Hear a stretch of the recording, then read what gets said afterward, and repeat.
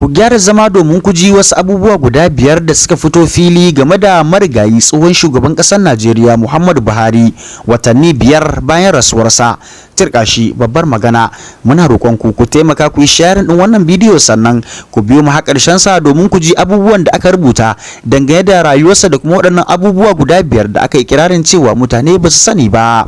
Littafin da Dr. Charles Omole ya rubuta dangane da marigayi shugaban ƙasa Muhammadu Buhari ya fito da wasu abubuwa muhimmai dangane da tsohon shugaban da ba a sani ba. Littafin mai taken daga soja zuwa dattijo, abubuwan da Muhammadu Buhari ya bari ko kuma From Soldier to Statesman, The Legacy of Muhammadu Buhari, ya yi waiwaye akan rayuwar Buhari daga ƙuruciya zuwa rasuwarsa. An dai kaddamar da littafin ne a makon da ya gabata, kuma batutuwan da ke kunshe a littafin sun tayar da kura saboda yadda littafin ya tuntubi makusantan Buhari walau iyali ko kuma na aiki. Ga abubuwan, na farko shine an zarge ni da shirin kashe Buhari, inji mai ɗakin sa Aisha Buhari. Mai ɗakin tsohon shugaban ƙasa marigayi Muhammadu Buhari ta ce yana ɗaya daga cikin dalilin kamarin rashin lafiyar da Buhari ya yi shine kulle mata kofa da marigayin ya yi na ɗan wani lokaci bisa zargin za ta kashe shi. Aisha Buhari ta faɗa haka a shafi na 574 na littafin From Soldier to Statesman, The Legacy of Muhammadu Buhari da Dr. Omole ya rubuta. Sun ce ina son na kashe shi, ta faɗa cikin takaici kamar yadda mai littafin ya nuna. Ta kuma ci gaba da cewa mai gidana ya yarda da abin da suka faɗa masa na tsawon mako guda ko makamancin haka, inda ya fara rufe ɗakinsa ya sauya wasu ɗabi'unsa sakamakon rashin ganawa da ita ya sa baya samun irin abinci da sauran nau'ukan abubuwan da ya saba ci ko kuma sha. Aisha Buhari ta ƙara da cewa kafin su shiga fadar shugaban ƙasa tana kula da mai gidan nata domin duk abincin da yake so yana samu. To sai dai kuma ta ce bayan shigar su fadar shugaban ƙasa ba sa kula da yadda yake cin abinci, inda ta ce akwai lokacin da sai da ya shafe shekara guda ba tare da cin abincin rana ba, saboda haka ta ce yana da tarihin rashin isasshen abinci a tare da shi. Sai abu na biyu, yadda shan taba sigari ya shafi lafiyar Buhari. Sabanin yadda aka yi ta samun raɗe-raɗi da rahotanni masu karo da juna dangane da hakikanin cutar da ta yi ajalin tsohon shugaban, Dr. Omole a littafin nasa ya ji ta bakin mai ɗakinsa wadda ta warware zare da abawa. Kafin wannan littafin nan an ta yada jita-jita cewa gubar da aka sawa Buhari tun yana shugabanci ta yi tasiri a lokacin rashin lafiyar tasa ta ƙarshe. A shafi na 576 na littafin, Aisha Buhari ta nuna cewa ɗaya daga cikin dalilan da suka ƙara ta'azzar cutar da mai gidan nata ke fama da ita shine shan taba sigari da ya yi lokacin yana da ƙuruciya, sai kuma cutar limoniya da ta zamo ajalinsa. Baya ga wannan, Aisha ta kuma nuna yadda sauyin na'urar sanya ɗaki da shekarun aikin soji inda suke aiki a cikin ruwa da kuma tsufa duka suka taru suka ta'azzara cutar da ta zamo ajalinsa. Sai abu na uku, Sabi'u Tunde mai ƙarfin faɗa a ji.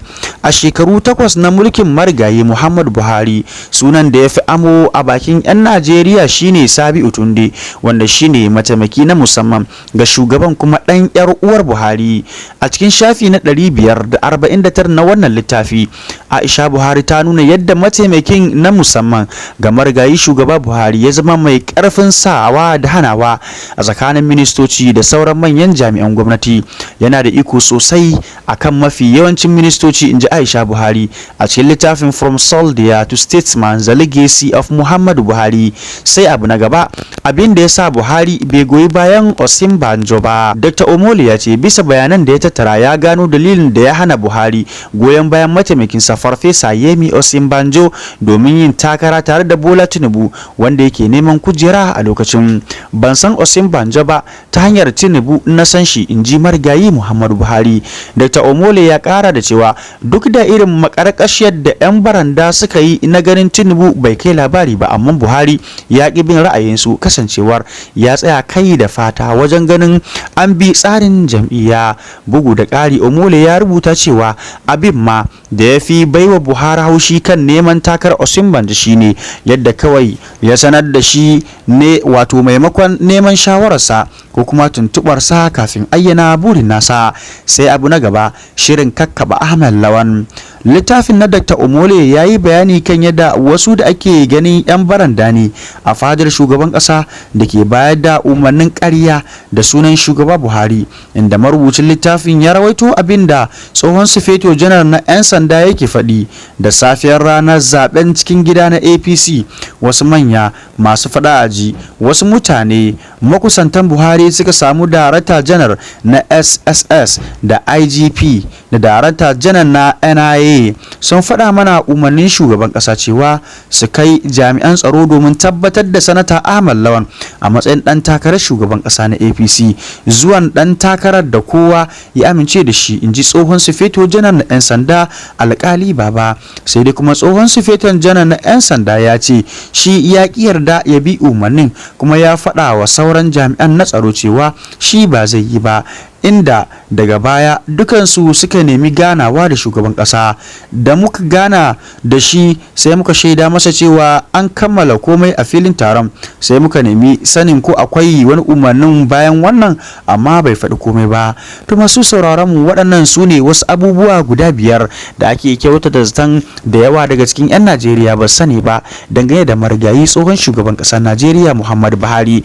Muna ci gaba da addu'a Allah madaukakin sarki ya ji kansa, ya yafe kusakuransa, ya kuma sa aljanna firdausi makomarsa. Idan ta mu ta zo, Allah madaukakin sarki ya samu cika da kyau da imani. Muna kuma fata Allah madaukakin sarki ya yafe dukkanin kusakuranmu gaba daya.